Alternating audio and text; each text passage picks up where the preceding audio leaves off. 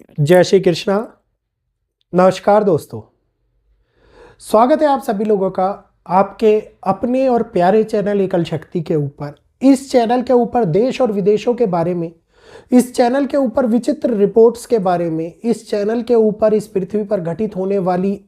असामान्य घटनाओं के बारे में जानकारी आप लोगों को प्राप्त होती है।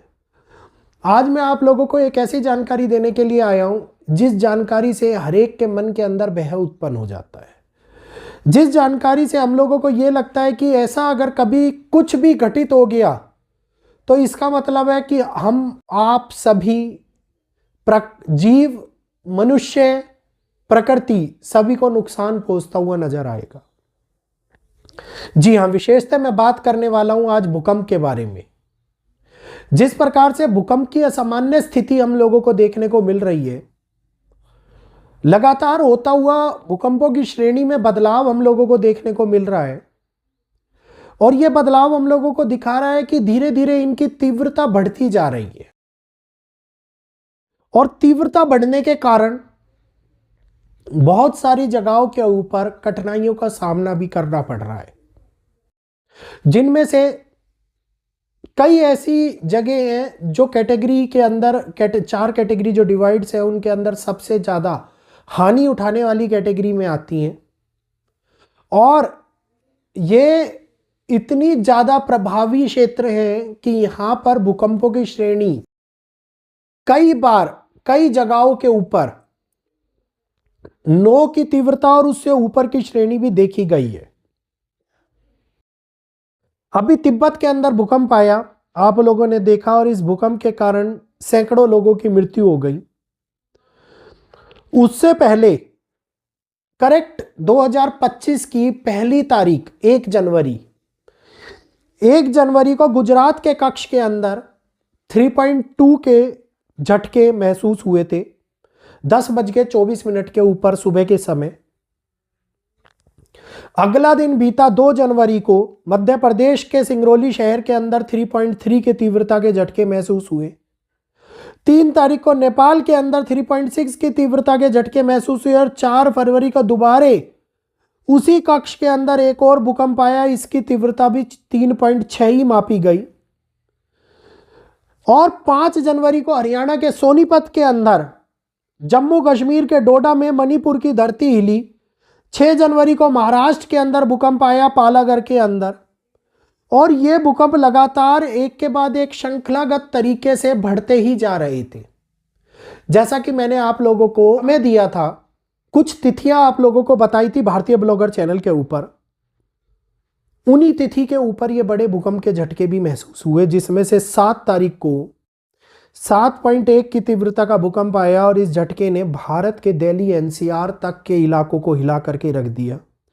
उत्तराखंड, बिहार, सिक्किम, हर जगह के ऊपर इनके झटके महसूस हुए और झटके इतने तीव्र महसूस हुए कि घरों में लटकने वाले, जिनको हम वह ये कहिए कि झूमर कहते हैं, वो हिल रहे थे, पंखे हिल रहे थे। तो ये छोटे भूकंपों के बाद एक बड़ा भूकंप आना एक ऐसी श्रृंखला बनता जा रहा है जिसमें प्राकृतिक एक नए बदलाव की ओर, प्रकृति का, इस धरती माँ का अंदरूनी बदलाव, जिन्हें टेक्टोनिक्स प्लेट्स कहा जाता है, वो एक नए स्तर के ऊपर जाता हुआ नजर आ रहा है और ये खतरा लगातार बढ़ता जा रहा है। मुख्य तौर के ऊपर क्रस्ट में होने वाला बदलाव,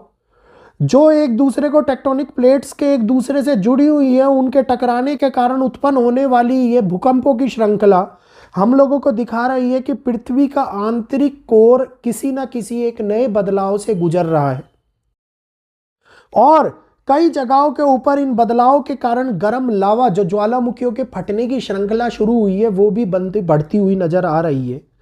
जिसके कारण प्रेशर और दबाव पृथ्वी के कक्ष के अंदर बढ़ता हुआ नजर आ रहा है। मैं आप लोगों को साइंस पढ़ाने के लिए नहीं आया हूं,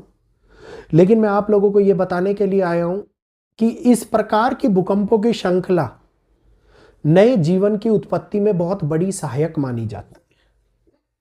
है, जिसके बाद में हम लोगों को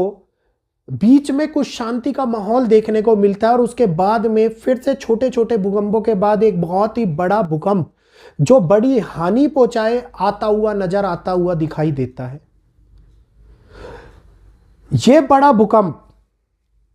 जो पैमाना वैदिक एस्ट्रोलॉजी के माध्यम से हम देख पा रहे हैं उसमें आखिरी स्तर 9.1 का दिखाई देता हुआ नजर आ रहा है।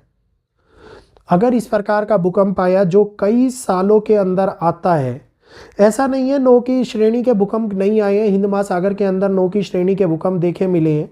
और हम लोगों को ये भूकंप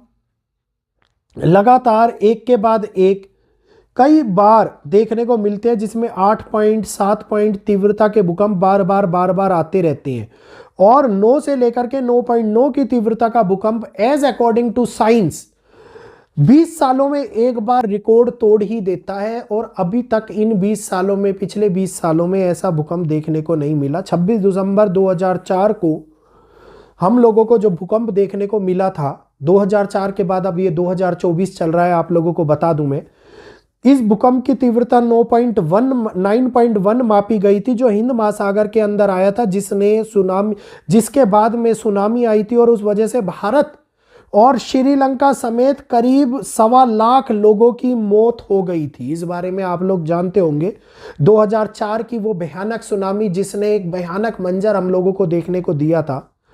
और इसका सटीक अनुमान कोई नहीं बता पाया था। तो अब ये वैदिक एस्ट्रोलॉजी के माध्यम से मैं आप लोगों को बता रहा हूं कि इस प्रकार का क्रमबद्ध तरीका दोबारा से एक हानि को हमारे सामने लाता हुआ दिखाई दे रहा है। आने वाले टाइम में जब 30 मार्च को द्वितीय युग परिवर्तन का, प्राकृतिक युग परिवर्तन का चरण शुरू हो जाएगा, यह एक ऐसा चरण होगा जिसके अंदर प्रकृति असीम बदलाव अपने अंदर करती है, चाहे वो महामारी के रूप में हो, चाहे प्रकृति को जीव जगत के अंदर होता हुआ बदलाव हो।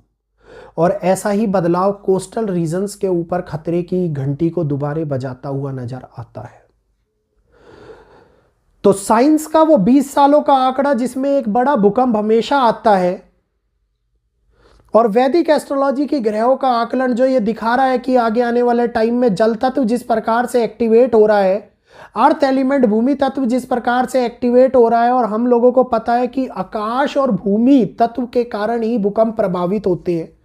और आकाशीय तत्व और भूमि तत्व इस समय के ऊपर एक ऐसी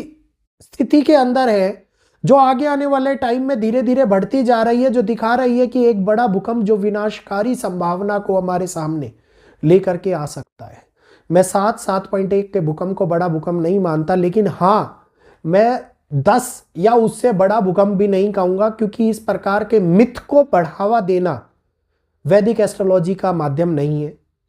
तो हाँ, 9.5 तक के रिएक्टर पैमाने का भूकंप इस समय के ऊपर आगे बड़े टाइम के अंदर आता हुआ दिखाई दे रहा है। हो सकता है ये बड़ी सुनामी की स्थिति को दोबारा उत्पन्न कर दे, जिसके कारण लाखों लोगों की मृत्यु होती हुई दिखाई दे, जिसके कारण एक बड़ा बदलाव हम लोगों को दिखाई दे। तो जानकारी अगर आप लोगों को अच्छी लगी हो तो जानकारी को लाइक कीजिए, शेयर कीजिए। जो लोग नए जुड़े हैं चैनल को सब्सक्राइब कीजिए, बेल आइकन को ऑल पे कीजिए ताकि आगे आने वाली जानकारी का लाभ आप सभी लोग उठा पाएं। यहीं पर आप लोगों से इजाजत चाहूंगा आज, और ऐसी ही रोचक जानकारी आप लोगों के पास में आगे लाता रहूंगा। जय श्री कृष्णा, जय माता दी।